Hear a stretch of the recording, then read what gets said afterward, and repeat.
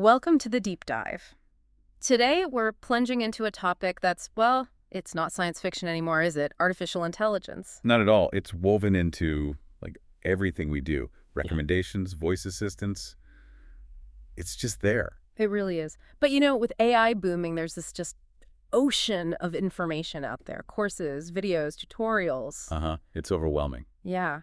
And it's weird because all that information can actually push people into what some call tutorial hell. Well, I know it well. You watch hours of stuff, learn bits and pieces. Right. Isolated concepts. But you never quite connect the dots. You don't build a solid skill set. It's like having puzzle pieces scattered everywhere, but no final picture. Exactly. You feel busy, but you're not really building anything substantial. So that's our mission today. We want to give you a kind of strategic roadmap, not just a list of things to learn, but a way to think about it, building from the ground up. Yeah, moving from just being an AI user to becoming an AI builder. Understanding the why behind each step. Precisely. Focusing on the principles. So let's dive in. Sounds good. That tutorial hell you mentioned. Yeah. Been there so many hours, felt like I was learning, but Yeah. like you said, disconnected pieces. What's the biggest trap you see people fall into? Probably jumping straight to the really complex, flashy AI models without getting the basics down first. It's like trying to build a skyscraper without pouring the foundation. It just won't stand. That totally nails it. So if you really want to build with AI, not just use it, the first thing, the absolute non-negotiable bedrock, it has to be solid programming and software engineering skills. Definitely. Because an AI model, no matter how cool, it's still just one part of a bigger software system. Right. And if you don't have those core software skills, your amazing model is basically, well, trapped in its Jupyter notebook. Stuck. Can't be deployed, can't be integrated, can't solve real problems out in the world. So why is that software foundation so critical? What does it actually do for you? Okay, 3 big reasons, I think. First, maintainability. AI code isn't a one-off thing. You're always improving it, debugging. It's alive, almost. Yeah. And good engineering practices, clean code, that stops it becoming a total nightmare to manage later. Okay, maintainability. What else? Scalability. You got to design systems that can handle real demand, like maybe 1,000 requests per second hitting your model. Wow, okay. That's serious scale. It is. And software engineering teaches you how to build for that. Otherwise, it just buckles under pressure. And third, collaboration. Ah, working in teams. Exactly. You're almost never building AI alone on serious projects. So you need standardized code, shared practices, tools like Git. It's just chaos without it. That makes sense. You mentioned maintainability and scalability. Are there common mistakes people make there? Things that look okay at first but cause problems? Oh, for sure. A big one is underestimating Python's ecosystem.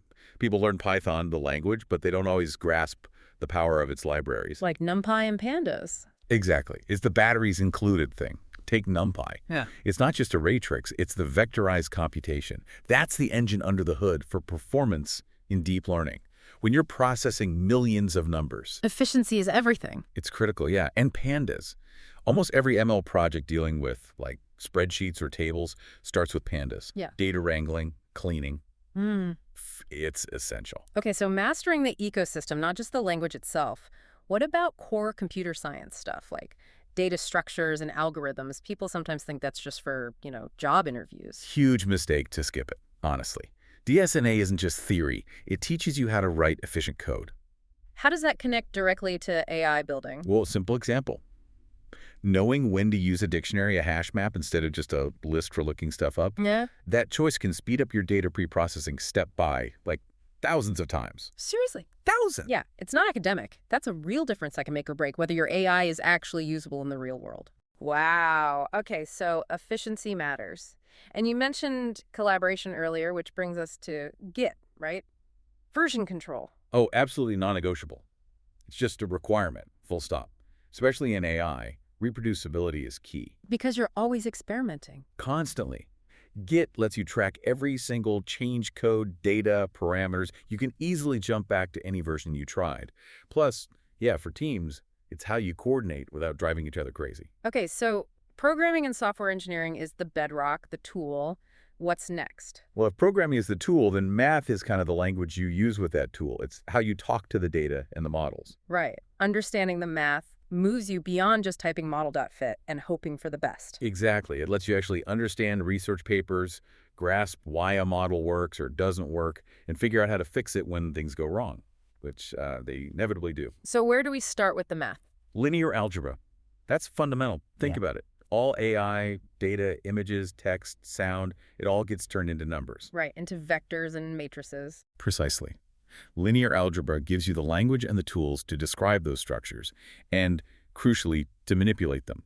It's how you tell the model what it's looking at and how to transform it. Okay, so linear algebra describes the data structure. What about the learning part? How do models actually learn? That's where calculus comes in. Calculus, specifically differentiation, is the engine of learning for most models. You mean gradient descent? Yep, that core idea of finding the minimum error by following the slope, the derivative. That's calculus. Understanding how learning rates work or different optimization algorithms like Adam, it all comes down to navigating that error landscape using calculus. So it's not just knowing it minimizes error, but how it does it. Exactly. That lets you tune it properly. Okay, linear algebra for structure, calculus for learning. What else? Statistics and probability. This is your toolkit for the real world because the real world is messy. It's full of randomness and uncertainty. How does that apply day to day? Well, evaluating your models properly. Knowing when simple accuracy isn't good enough, right? Like with unbalanced data, you need metrics like F1 score or AUC. Statistics tells you why and when. Okay, evaluation. What else? Understanding your data itself, Yeah. distributions, outliers, weird patterns. Statistics helps you make sense of it. And, really importantly, A/B testing. To prove your new model is actually better. Yes. Scientifically prove it, not just guess. Statistics provides the framework for that. Okay, so we've got the bedrock, programming and software engineering. We've got the language, math, and stats. Now we can actually start building the intelligent systems, right? Now we get to the main pillar, machine learning itself. And you mentioned earlier, common mistake is jumping straight past this to deep learning. Yeah, it happens a lot. But honestly, a huge chunk of real-world business problems, think forecasting sales, predicting if a customer will leave, stuff usually based on tabular data like spreadsheets. Classic machine learning models like gradient boosting are often the best tool for the job. They can be faster, need less data, and they're often much easier to understand and explain. So it's not always about using the most complex tool available. Definitely not. But even with classic ML, it's way more than just calling that model.fit function we mentioned. Ah, right. The whole life cycle. Exactly. There's a standard process. It usually starts with getting the data and then cleaning it up, which, let's be honest, often takes the most time. The glamorous part. Haha, yeah. Then you do exploratory data analysis, EDA. That's where you're really trying to understand the data, like listening to its story, finding patterns. Okay, data cleaning, EDA. Then feature engineering. This is kind of the art form. Turning raw data into signals the model can actually learn from. Sometimes the biggest improvements come from clever feature engineering. So crafting the inputs for the model. Right. Then you finally get to selecting and training in the model. But it doesn't stop there. Evaluation. Rigorous evaluation and tuning. Using the right metrics. Techniques like cross-validation to make sure it's not just luck. And finally, Interpretation and presentation. You have to be able to explain what the model does and what the results mean, especially to people who aren't technical. That's crucial for actually having an impact. that's a great overview. It really shows the model training is just one step in a much bigger process. So once you've got that solid ML foundation, then you're ready for the really complex stuff. Then you're ready to climb to the summit, yeah. Deep learning and, more recently, large language models, or LLMs. And deep learning excels where classic ML might struggle. Typically, yeah. Especially with really complex, unstructured data. We're talking images, audio, natural language text. The sheer complexity there often requires deep neural networks. Before we get into specific types of deep learning models, are there core concepts everyone needs? Oh, absolutely. You have to understand the basics first. What's a neuron? How do activation functions work? What is backpropagation, really? And importantly, common problems like vanishing or exploding gradients. Why are those gradient problems so important? Because if they happen, your model just stops learning, or the learning goes haywire. Understanding them is key to training deep models effectively. Okay, got the fundamentals. Then we get into specialized models. Right, like convolutional neural networks, CNNs. You can think of them as the eyes of AI. They're specifically designed for processing grid-like data, especially images. Okay, CNNs for vision. What about sequences like text or time series?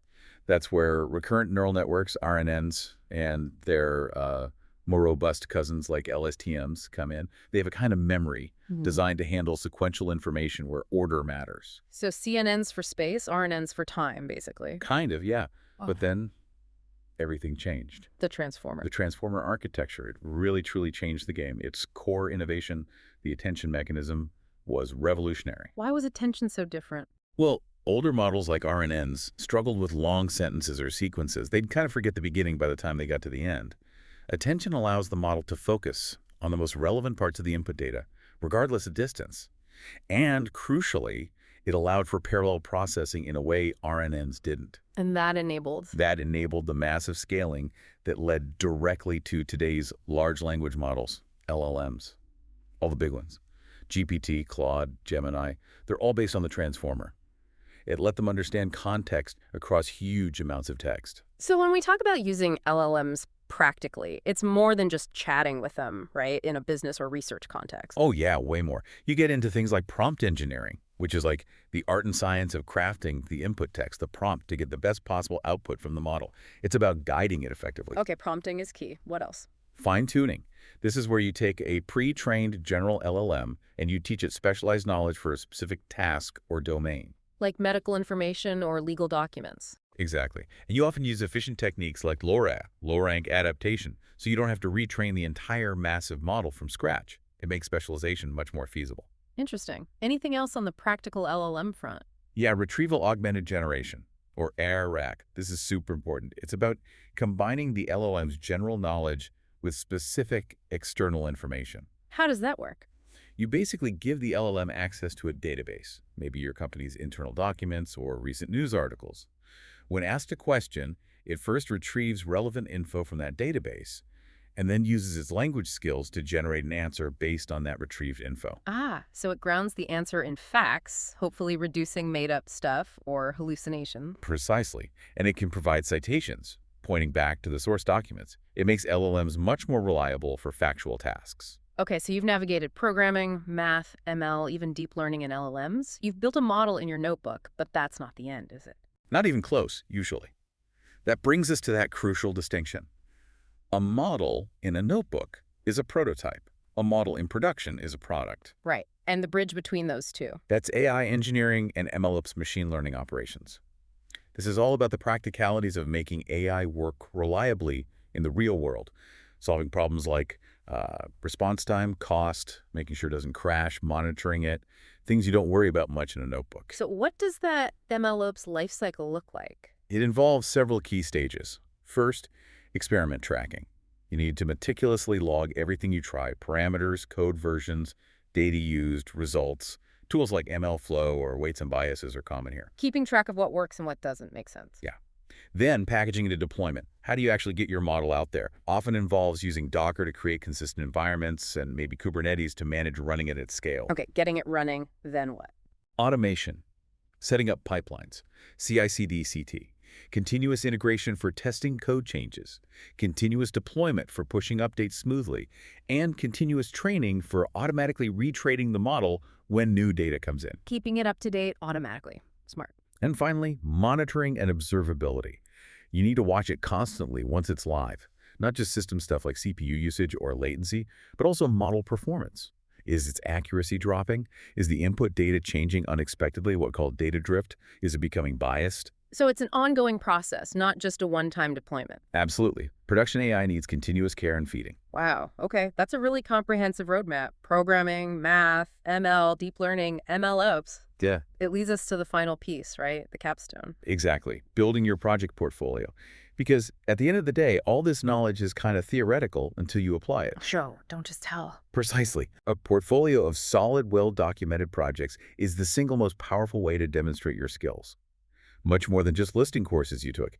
It shows what you can actually do. So what kind of projects should people aim for? Does it vary by skill level? Yeah, definitely. If you're just starting out, maybe analyze a classic data set, something from Kaggle, focus on the storytelling, good visualizations, clear explanations, maybe a simple baseline model. Okay, for beginners, what about intermediate folks? You could try replicating a published research paper, a simpler one maybe, or build a complete end-to-end web app that uses an AI model you trained.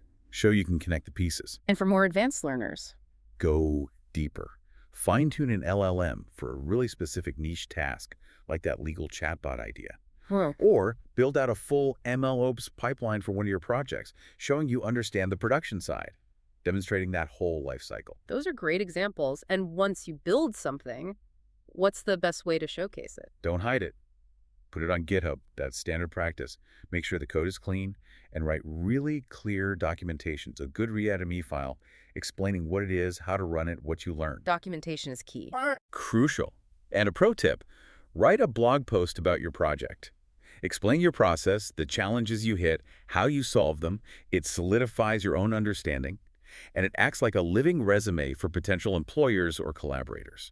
That's really practical advice. Well, we've certainly covered a massive amount of ground in this deep dive on becoming an AI builder. It's a lot, for sure. And the key thing to remember is that this journey, it's a marathon, really. There's no finish line because the tech itself is always changing, always evolving. That's a bit daunting, isn't it? It can be, Yeah. but the good news is the foundational principles we talked about, solid programming, understanding the math, thinking in terms of systems, those things don't change much.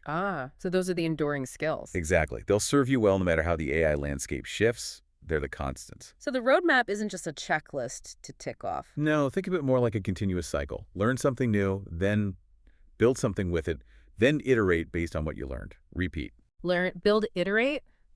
I like that. Start with the foundations, keep building projects, and just never stop learning. That's the core philosophy, yeah. Yeah. It's challenging, no doubt, but also incredibly rewarding when you see it come together. So maybe a final thought for everyone listening. Given how fast AI is evolving, how can you adapt your own learning? How do you make sure you're not just keeping up, but actually building with it? Yeah, and maybe reflect on today's roadmap. What's the one foundational step you could prioritize next? What's your next move to get out of that potential tutorial hell and really start building?